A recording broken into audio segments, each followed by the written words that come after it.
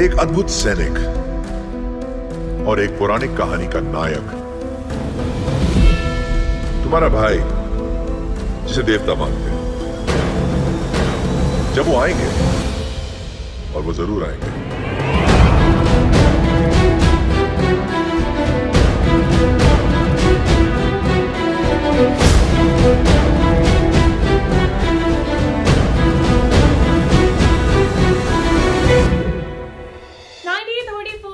Reserve bank act बना उस समय ब्रिटिश सरकार पहले से ही 1 रुपए का नोट छाप रही थी।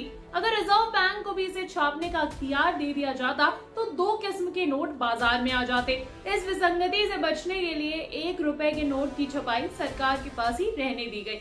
तो क्या इससे विसंगति दूर हो गई? दरअसल इस कदम ने विसंगति को स्थायी बना दिया। इसी विसंगति ने गुजरात और महाराष्ट्र के सीमावर्ती इलाकों में एक नए संप्रदाय को जन्म दिया है। यहाँ से हम इस रिपोर्ट के उस हिस्से में घुस रहे हैं दोस्तों, जहाँ आपका सबका कई कॉन्स्पिरेसी थ्योरी से लैस एक दार्शनिक और राजनीतिक गुत्थी से पाला पड़ने वाला है। थोड़ी देर के लिए दिमाग को यहाँ जमा लीजिए। स्वतंत्रता आंदोलन के समय 1930 में महात्मा गांधी व इरविन के बीच हुए गोलमेज समझौते में आदिवासियों के लिए अखिल आदिवासी एक्सक्लूडेड पार्शियल एरिया का उल्लेख किया गया था। टेटिया काजी आदिवासियों के नेता थे। उनका दावा था कि महारानी विक्टोरिया ने ही आदिवासियों को जल, जंगल और जमीन का हक सौंप दिया था। ऐसे में आदिवासी जब इस देश के मालिक है तो कोई सरकार उनको कैसे आदेश और निर्देश दे सकती है? तो जब हम खेड़ा अम्बा पहुंचे उस समय सूरज ढलने में बमुश्किल आधा घंटा बचा होगा। राय सिंह भाई अपने खेत में पानी लगा रहे थे। उन्होंने हमसे कहा कि वो बिना यूनिफॉर्म पहने अपनी बात नहीं कहना चाहते। ऐसे में हम उनके काम खत्म होने का इंतजार करते रहे। करीब 1 आधे घंटे बाद हम उनके घर पर थे, जहां आस पड़ोस के 15-20 दूसरे लोग भी जुटे हुए थे। वो घर के भीतर गए, धोती और गुलाबी रंग का कुर्ता पहनकर बाहर निकले। कुर्सी पर बैठते हुए उन्होंने कहा, यही हम आदिवासियों की यूनिफॉर्म है, धोती और कुर्ता। अंदर से वो अपने साथ 2 थैलियां भी लाए थे जिनमें कई दस्तावेज थे। उन्होंने सबसे पहले हरी थैली में से 1 रुपए का लैमिनेटेड नोट निकाला और कहना शुरू किया। राय सिंह 4वीं कक्षा तक ही पढ़े हुए हैं, लेकिन फिलहाल वो एक कुशल वकील की भूमिका में आ चुके थे। उन्होंने समझाने के अंदाज में कहना शुरू किया, आप गवर्नमेंट ऑफ इंडिया और सेंट्रल गवर्नमेंट में फर्क समझना चाहते हैं? इस कागज से आपको ये समझ में आ जाएगा। आपने 1 रुपए का नोट गौर से देखा है? सिर्फ ये एक ऐसा नोट है जिसमें सबसे ऊपर भारत सरकार लिखा हुआ है, बाकी सभी नोटों पर सेंट्रल गवर्नमेंट ऑफ इंडिया लिखा हुआ है। ये 1 रुपए का नोट ही असल करेंसी है। इस पर कहीं भी रिजर्व बैंक की गारंटी नहीं लिखी हुई है। रिजर्व बैंक जो दूसरे नोट पर गारंटी लिखता है कि मैं धारक को इतने रुपए देने का वचन देता हूँ, वो कहीं से इस गारंटी को हासिल करता है तभी तो हमें देता है। ये जो भारत की केंद्र सरकार है, ये इस नोट की तरह करार पर चलने वाली सरकार है। इसलिए हम इंडियन सेंट्रल गवर्नमेंट को नहीं मानते, हम गवर्नमेंट ऑफ इंडिया को मानते हैं। उन्होंने 2004 के अखबार की कतरन निकाली जिस पर अटल बिहारी वाजपेयी का बयान दर्ज था। ये 2004 लोकसभा चुनाव के बाद की खबर थी। अटल बिहारी वाजपेयी उत्तराखंड के किसी सरकारी स्कूल के दौरे पर थे। उन्होंने स्कूल को 100 रुपए का अनुदान देते हुए कहा था कि उनके पास ज्यादा पैसे नहीं हैं और हाल ही में उनकी नौकरी छूट गई है। राय सिंह भाई अखबार की कतरन को समेटकर पन्नी में रख देते हैं और बोलना शुरू करते हैं, केंद्र सरकार का प्रधानमंत्री खुद कह रहा है कि उसकी नौकरी छूट गई है, माने वो नौकर था। आज मोदी भी यही कहता है कि वो प्रधान सेवक है।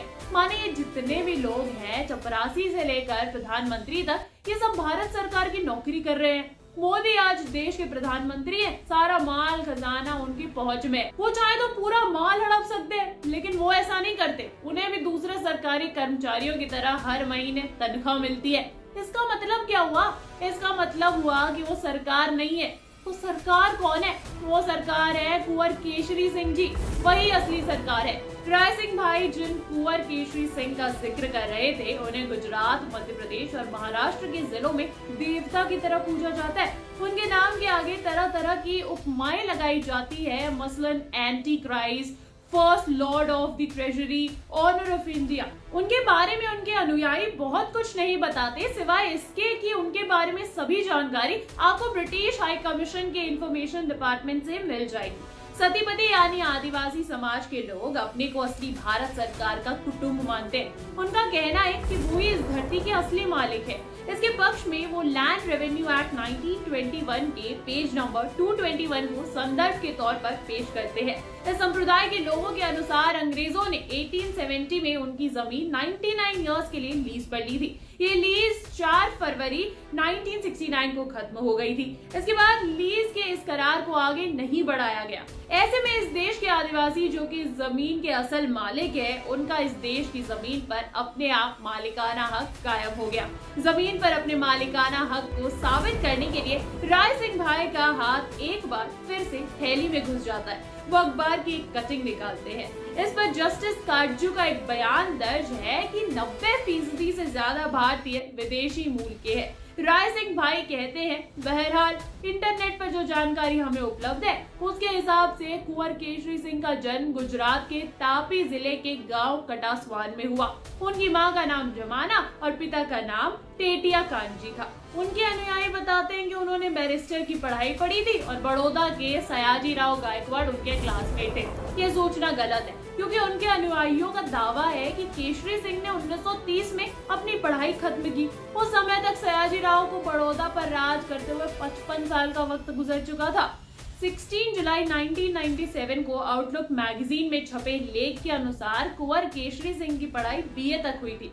तमाम विरोधाभासी तथ्यों के बावजूद एक बात निश्चित तौर पर कही जा सकती है कि केशरी सिंह आदिवासियों के एक संप्रदाय सतीपति के प्रवर्तक है। उनके अनुयायी उन्हें भारत की असली सरकार, भारत के खजाने का मालिक मानते हैं। सतीपति संप्रदाय के लोग किसी भी हिंदू देवी देवता को नहीं मानते। ये लोग अभिवादन के लिए स्वकर्ता पितरों की जय का इस्तेमाल करते हैं। पहचान के लिए किसी भी किस्म का सरकारी दस्तावेज इन लोगों के पास नहीं है। ये लोग ना तो वोट डालते हैं और ना ही किसी किस्म की सरकारी योजना का हिस्सा बनते हैं। ये लोग खुद को भारत के किसी भी कानून का हिस्सा तक नहीं मानते।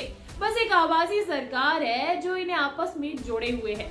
जब राय सिंह भाई से पूछा गया कि वो अपने को किसी भी कानून से अलग क्यों मानते हैं, उनका हाथ एक बार फिर से हरी थैली के भीतर चला गया। उन्होंने एक नॉन जुडिशियल स्टैम्प पेपर निकाला और आगे बढ़ा दिया। उनकी जिद थी कि इसके हर एक हर्फ को पढ़ा जाए। पूरा पढ़े जाने के बाद उन्होंने इसे अपने हाथ में ले लिया और रोशनी के सामने इस अंदाज में फैलाया जैसे कि कोई बहुत बड़ा रहस्य उजागर करने जा रहे हो। नॉन जुडिशियल स्टैम्प पेपर पर रोशनी पड़ते ही एक वाटरमार्क उभर कर आया जिस पर भारत सरकार लिखा हुआ था। अब राय सिंह भाई ने इस तथ्य की व्याख्या करनी शुरू की। हम लोग उस भारत सरकार को मानते हैं जो कि नॉन जुडिशियल है। नॉन मतलब नहीं और जुडिशियल माने कानून, मतलब कि असल भारत सरकार इंसान के बनाए कानून पर नहीं चलती। ऐसे में इंसान के बनाए कोई भी नियम पर हम नहीं लागू मानते।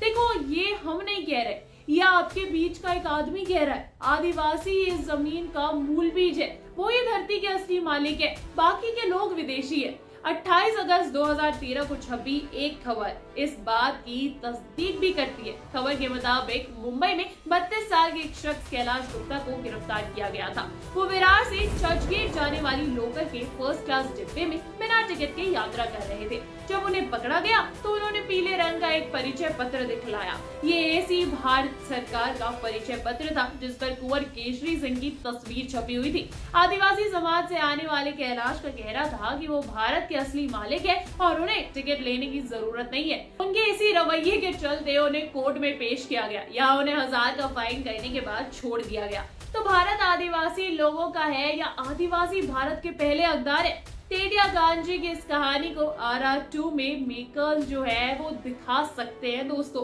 क्योंकि कई बार मानसिक लड़ाई झगड़े वाली जो फिजिकल लड़ाई होती है उससे कई ज्यादा मायने रखती है। आपका क्या ख्याल है इस चीज को लेकर, इस कहानी को लेकर, हमें कमेंट कर जरूर बताएं। साथ ही साथ अगर ये वीडियो पसंद आई हो तो इसे लाइक कर दीजिए, शेयर कर दीजिए यार, और हाँ, सब्सक्राइब करना ना भूले हमारे चैनल पॉलीगैट स्टूडियोज को।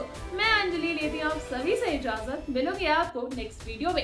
तब तक के लिए आप लोगों के लिए एक गुड न्यूज तो देती जाऊँ, अगर आप भी हमारे साथ जुड़कर काम करना चाहते हैं तो नीचे दिए गए डिस्क्रिप्शन बॉक्स में जाइए, जॉब लिंक पर क्लिक कीजिए और इस अपॉर्चुनिटी का भरपूर फायदा उठाइए। नमस्कार दोस्तों।